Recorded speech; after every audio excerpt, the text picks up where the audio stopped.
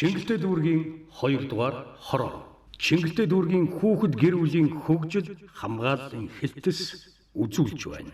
Гэр бүлийн хүчирхийлэлтэд дэмжигдэх хуулийн 23 дахь зүйлд гэр бүлийн хүчирхийллийг цагдаагийн байгууллагад цагдаагийн албан хаагчийн эзгүүд засаг даргад мэдээлнэ гэж заасан. Дуудлагыг хүлээн авсан цагдаагийн ажилтан харьяал харгалзахгүйгээр тусгай зааврын дагуу аюулгүй байдлыг шалгаж аюулын зэргийн үнэлгээг тогтооно. Эдгээрт үндэслэн таны аюулгүй байдлыг хангаж нэг цагийн үйлчилгээ эсвэл хамгаалах байранд боломжтой бол төрөл садан ойр дотны хүний төр хамгаалтанд өгнө. Хүүхэд хүчирхийлэлд өртсөн бол сум баг хорооны нийгмийн ажилтнанд мэдэгдэж тусгай хамгаалтаар хангана. Мэдээлэл хүлээн авсан байгууллага албан тушаалтан мэдээлэл өгсөн иргэний талаарх мэдээллийг нууцлах үүрэгтэй.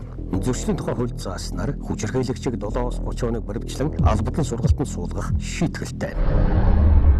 Гэр бүлийн хүчирхийллийн талаар иргэн мэдээлэл өгөх тохиолдолд хуулийн хариуцлага хүлээнэ. Цагдаагийн байгууллагад та гэр бүлийн хүчирхийллийн талаар өргөдөл гомдол мэдээлэл гаргахдаа дараах зүйлийг анхаараарай. Өөрөө гомдол гаргах боломжгүй бол танд мэдэх хүнээр өргөдлөө бичүүлэх.